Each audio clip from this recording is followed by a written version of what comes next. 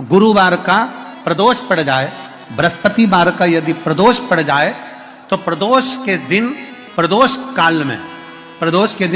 काल में किसी शिवालय में जाएं, शंकर के मंदिर में जाएं, एक ही दिए के अंदर एक फूल बाती, कैसी बाती है? फूल बाती, और उसी दिए के अंदर एक लंबी बाती, दो बाती। कौन सी बाती हैं? जम के बोलो जरा। एक फूल बाती, एक लंबी बाती, दो बाती। एक ही दिए के अंदर फूल बाती, लंबी बाती दोनों रख लें। थोड़ा सा घृत की बातियां, तेल की बाती नहीं, घी की बाती रखें, और दोनों बातियां उसमें रखकर 3 बेलपत्र भगवान शंकर के मंदिर में लेकर जाएं।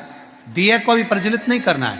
पहली बेलपत्र नंदीश्वर की, जो ऊपर का भाग होता है जिसको हम शिव तत्व भाग कहते हैं, नंदी के पीठ पर एक भाग होता है जिसको शिव तत्व भाग कहा जाता है, वो नंदी की पीठ पर जो भाग है वहां पर एक बेलपत्र समर्पित करें। दूसरा बेलपत्र आप जो माता पार्वती जी का, जैसे ये शिवलिंग है और ये गोल भाग है, ये माता पार्वती जी का हस्तकमल है, तो माता पार्वती जी का जो हस्तकमल है, इस हस्तकमल पर कहीं पर भी एक बेलपत्र आप समर्पित कर दें।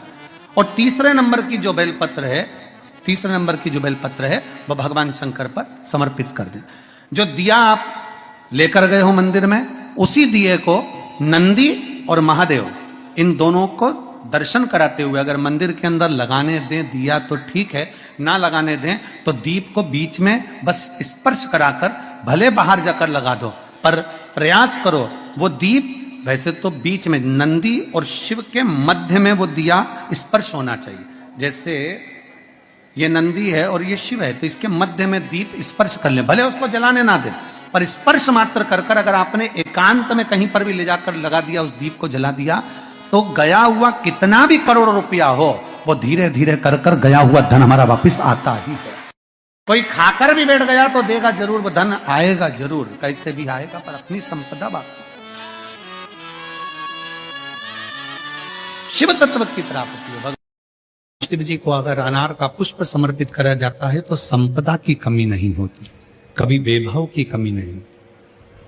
केवल 2 महीना ऐसा होता है, एक होता है वैशाख का महीना, एक होता है ज्येष्ठ का महीना। ये 2 महीने में कभी भी कोई सी भी 2 प्रदोष, किसी भी 2 प्रदोष को ले लो और उसमें अनार का फूल, जो अनार का फल लगता है उसमें फूल भी लगता है, अनार का यदि पुष्प, एक ही पुष्प यदि शंकर के शिवलिंग को समर्पित करा जाए तो कभी, हम तो यहां तक कहेंगे कि कोई बहुत छोटे से छोटा व्यक्ति है, भले हाथ गाड़ी चला रहा है, ठेला गाड़ी चला रहा है, रिक्शा चला रहा है, उसके पास धन नहीं है, बहुत कमजोर है, पैसा नहीं है, बहुत तकलीफ में है, बहुत दुखी है, तो हम तो उससे कहेंगे कि या तो वैशाख के महीने में या ज्येष्ठ के महीने में कोई भी 2 प्रदोष को अनार का पुष्प यदि वो समर्पित कर देता है तो निश्चित है उसके घर में वैभव संपदा बढ़ना प्रारंभ हो जाती है, कार्य में उन्नति है।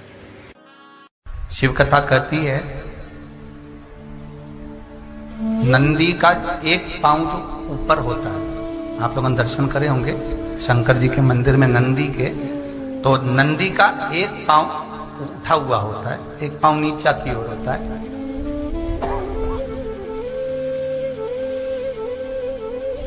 शिव पुराण की कथा कहती है, मान लो कोई हड्डी से जुड़ा हुआ रोग,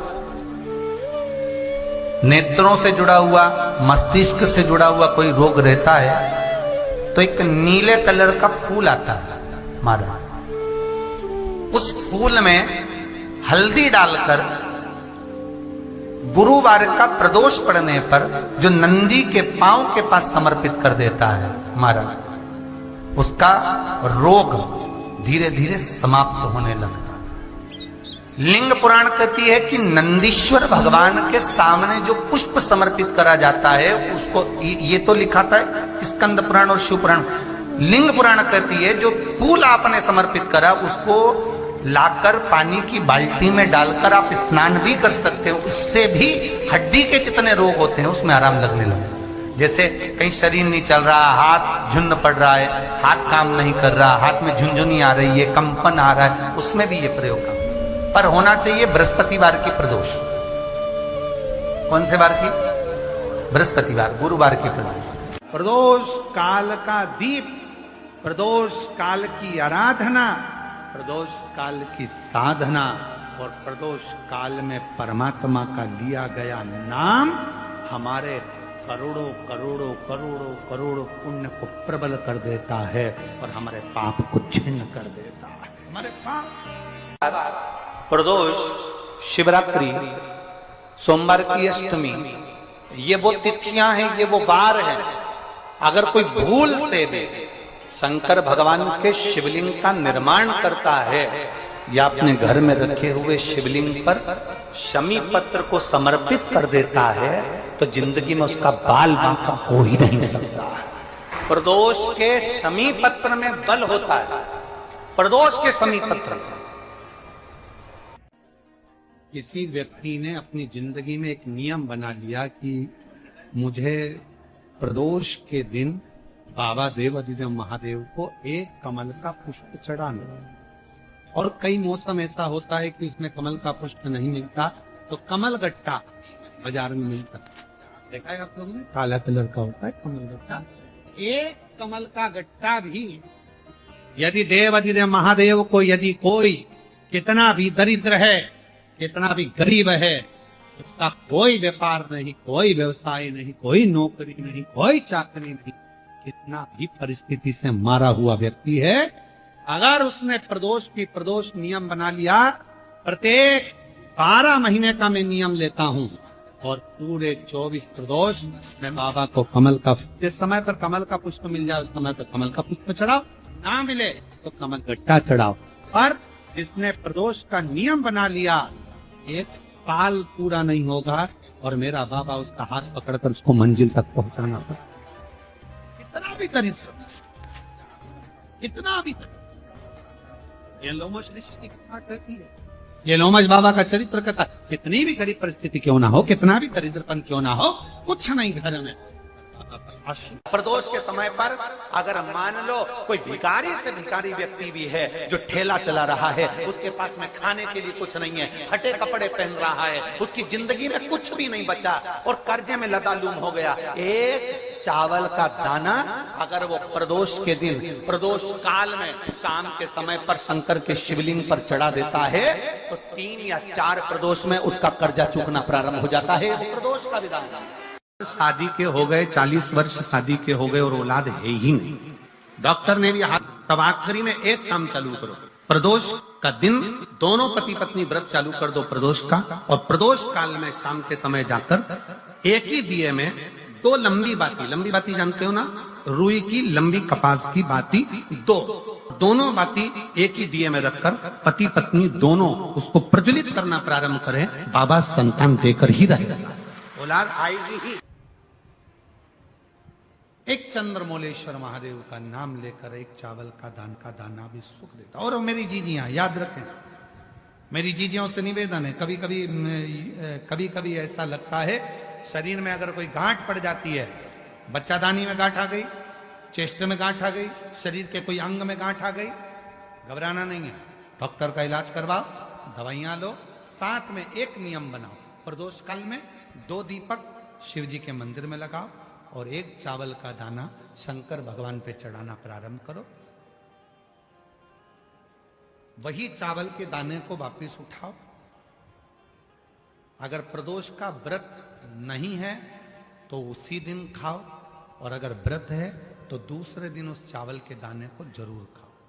धीरे धीरे वो गठान जो शरीर के अंदर है वो गलना प्रारंभ हो जाती है। थोड़ा दिन करोगे आपको उसका फल प्राप्त होना प्रारंभ हो जाएगा। एक चावल का दाना भी चंद्र का प्रतीक है, चंद्र का। सभी लोग साथ में बोलेंगे, बोल चंद्रशेखर महादेव की। एक चावल का दाना चंद्र का प्रतीक। जिभ्या, शंकर भगवान को प्रसन्न करना है तो एक धतूरा, एक चावल का दाना, धतूरा चढ़ाओ शिवलिंग पे, चावल का दाना सुंदरी की, हाथ रखो चावल के दाने पर और शिव जी से अपने मन की बात प्रदोष के दिन, प्रदोष काल में शाम के समय चंद्रमौलेश्वर महादेव का नाम लेकर कह दो, 3 महीना तो जाने दो, 3 दिन में वो बाबा मुराद पूर्ण करना प्रारंभ कर देगा।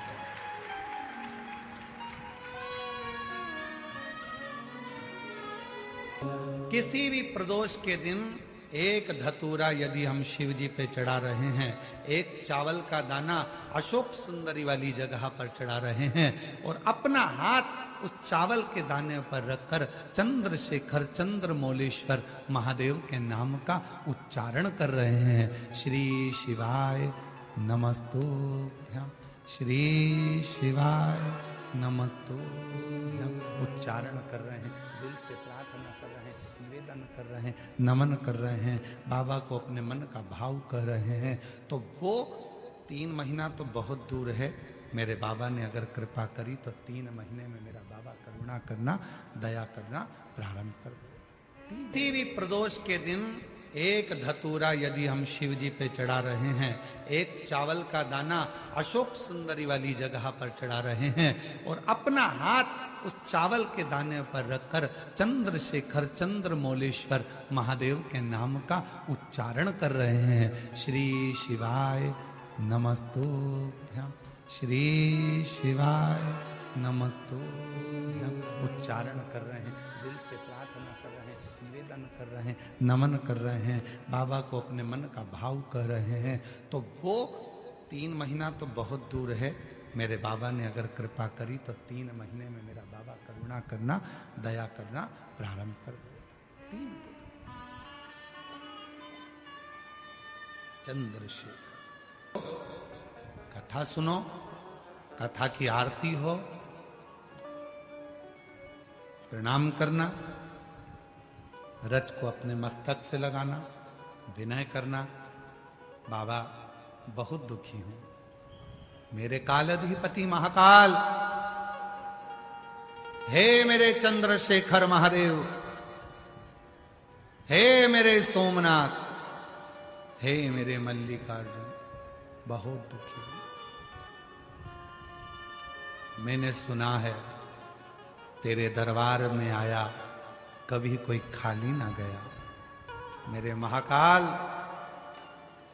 दुनिया के दुख को हरने वाले मेरे दुखड़े को भी दूर कर दे, मुझे तेरी कृपा की दृष्टि कर दे, कृपा की दृष्टि, कृपा की। दोष के दिन शंभेश्वर महादेव का नाम 7 कनेर के पुष्प, कितने 7 कनेर मालूम है, कनेर के 7 फूल, 1 बेलपत्र।